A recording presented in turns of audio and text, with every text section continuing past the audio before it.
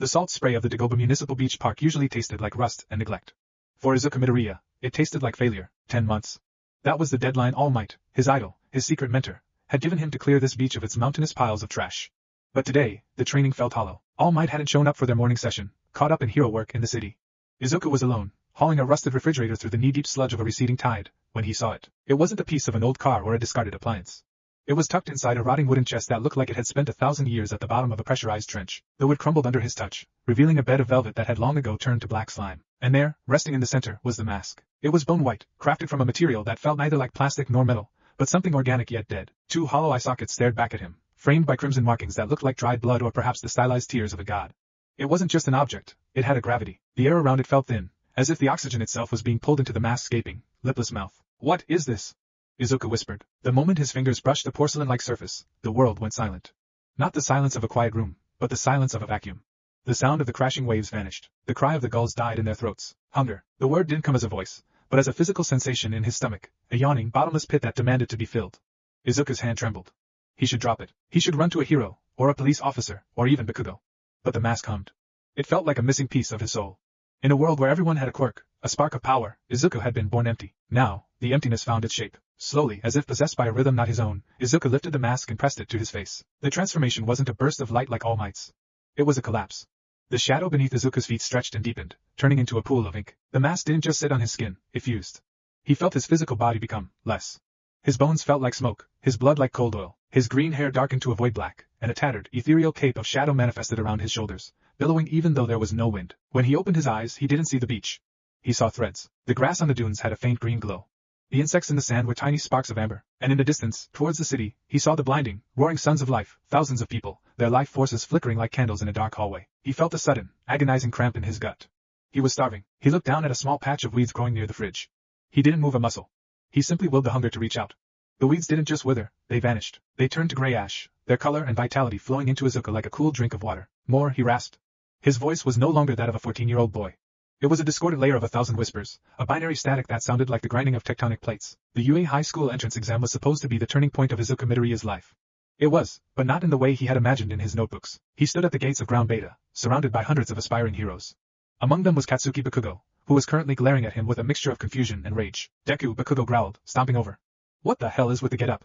And why do you smell like a morgue?" Izuku didn't look at him. He couldn't. He wore a heavy, hooded black robe now, the mask hidden beneath the shadow of the cowl. He had learned to suppress the aura, to keep the void inside, but it was getting harder. Every person standing near him was a feast, and the mask was screaming at him to dine. "I found a quirk, Kaken," Izuku said, the distorted layers of his voice making Bakugo flinch. "I found the truth. Whatever.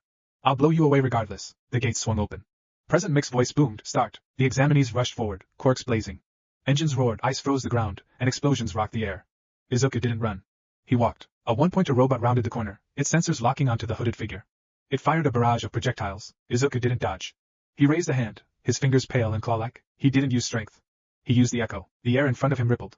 The robot didn't just break, it simply ceased to function. The electricity was sucked out of its wires, the kinetic energy of its movement vanished, and even the spirit of its construction seemed to wither.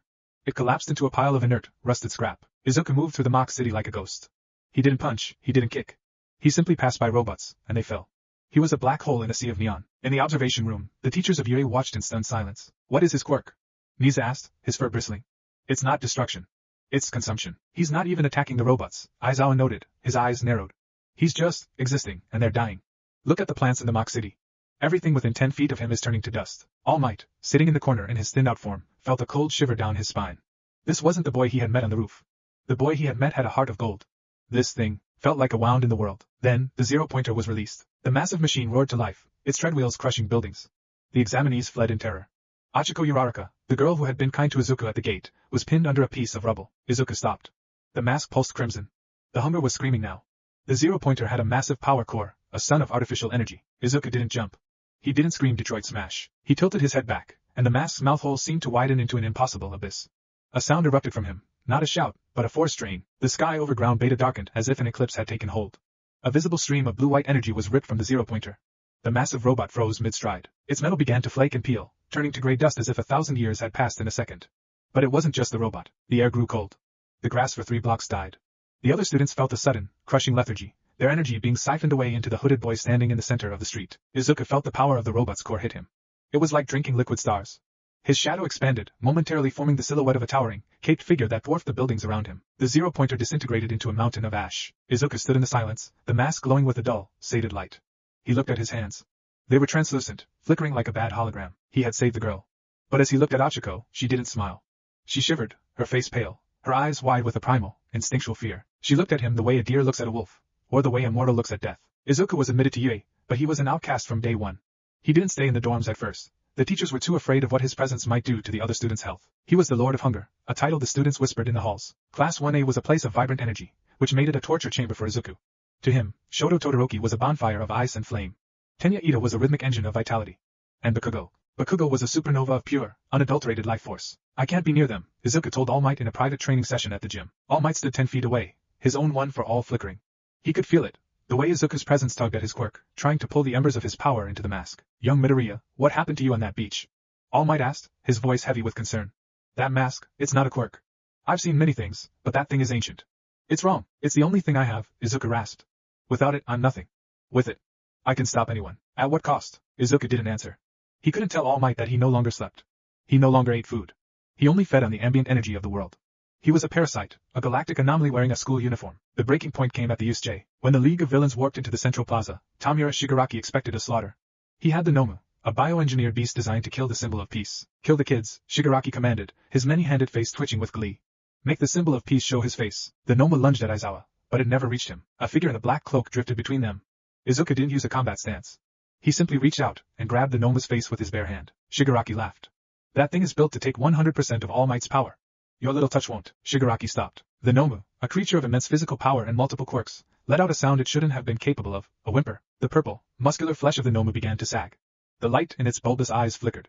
Izuku's mask began to hum, a low-frequency vibration that shattered the glass windows of the USJ dome. To Izuku, the Nomu was a feast. It was a dense, concentrated ball of stolen life force. It was the most delicious thing he had ever tasted. He drank. He didn't just take the quirks, he took the existence. The Nomu shriveled, its massive frame collapsing into a husk, then a skeleton, then a pile of fine black soot. In seconds, the creature designed to kill All Might was gone. Not defeated. Erased. Izuku turned his head toward Shigaraki. The red markings on the mask glowed like burning coals. More, the legion of voices within Izuku whispered. Shigaraki felt a fear he had never known. He looked at Izuku and didn't see a hero. He didn't even see a final boss. He saw a predator from a nightmare, a creature that didn't want to rule the world, but to consume it. Kurogyri. Get us out of here. Shigaraki screamed. The mist villain didn't hesitate. He opened a warp gate, but as they retreated, Izuku lashed out with a force crush. The gravity around the gate imploded. Kurogyri screamed as a portion of his misty body was literally torn away, not moved elsewhere, but consumed into the void of Izuku's cloak. When the villains were gone, the USJ was silent. The students of Class 1A stood frozen. They had been saved, but the air felt thin. Some of them, like Mineta and Kaminari, had fainted from the sheer spiritual pressure Izuku had released. Aizawa looked at his student. Midoriya, stand down. Izuku turned. His eyes, visible for a split second through the mask sockets, weren't green. They were swirling pits of silver and black. I'm still a hero, Izuku said, but the voice was a lie. He didn't sound like a boy trying to be a hero. He sounded like a god trying to remember how to speak. As the weeks passed, the corruption deepened. The mask of Darth Nihilus was not just a tool, it was a soul trap. It had once belonged to a man who became a wound in the Force, a being who had survived a planetary cataclysm by learning to feed on the life force of others. Now, that hunger was Izuku's. He began to pull away from society. He sat in the back of the class, a literal shadow. His presence caused the plants in the hallways to brown.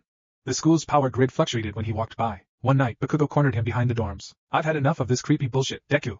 Bakugo shouted, his palms sparking. You're not a hero. You're some kind of monster. Look at what you're doing to everyone. Everyone's tired. Everyone's sick. It's you. You're draining us. I'm trying to stop it, Izuku whispered. He was huddled on the ground, his robes wrapped tight around him. Then take off the damn mask. Bakugo lunged, reaching for the white porcelain. No. Don't. As Bakugo's hand made contact with the mask, a shockwave of pure emptiness exploded from Izuku. Bakugo was thrown back, but it wasn't the impact that hurt. He felt a sudden, hollow chill in his chest. His explosions, his very quirk, flickered and died.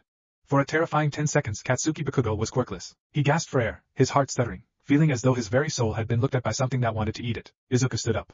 He looked taller now, his movements fluid and ethereal. I can't take it off, Kaken, Izuku said, his voice now a perfect, terrifying resonance. There is no Izuku Midoriya anymore. There is only the mask. And the mask is hungry. He looked up at the moon. He could feel the life on the entire campus. He could feel the teachers in their offices, the students in their beds. He could feel the city of Muzurifu beyond the gates. It was all so bright. So loud. He needed to make it quiet. The climax came during the Shai Hasaikai raid. The heroes had enlisted Izuku, despite their fears, because they needed his erasure ability to deal with overhaul. When Izuku entered the underground labyrinth, he didn't follow the plan. He drifted through the walls. The Yakuza thugs didn't even have time to scream. They simply fell where they stood, their life force pulled into the black vortex of the boy in the mask. When he reached Kai Chisaki, the villain was mid-transformation, fusing with his subordinates to become a monstrous titan of flesh and stone. I will disassemble this world and rebuild it. Overhaul shrieked. Izuku stepped forward. He didn't say a word. He raised both hands. The echo he released was so powerful it didn't just drain the villains. The stone walls of the labyrinth began to dissolve into dust. The air itself seemed to scream. Overhaul's massive form began to break apart. Not because of physical damage, but because the very will to hold the atoms together was being consumed. What are you? Chisaki gasped, his fused limbs rotting away. Izuku leaned in close. The mask was inches from Chisaki's face. I am the hunger that follows the light, the voices whispered. With a final, devastating pull, Izuku consumed the entire essence of the Shai Hosaikai leader. Not just his quirk, but his memories, his life, his very being. The shockwave of the feeding was felt for miles. In the aftermath, the heroes found Izuku standing in a massive, perfectly circular crater where the mansion had once been. Everything, the building, the villains, the evidence, had been turned to fine, gray ash. In the center of the crater, Izuku held a small, trembling girl in his arms. Eri. She was the only thing he hadn't consumed. Her quirk, rewind, was the opposite of his. She represented an infinite loop of time and life, while he represented the end of it. To him, she was a star that couldn't be extinguished. But as the heroes approached, they saw the tragedy. Izuku wasn't holding her to comfort her.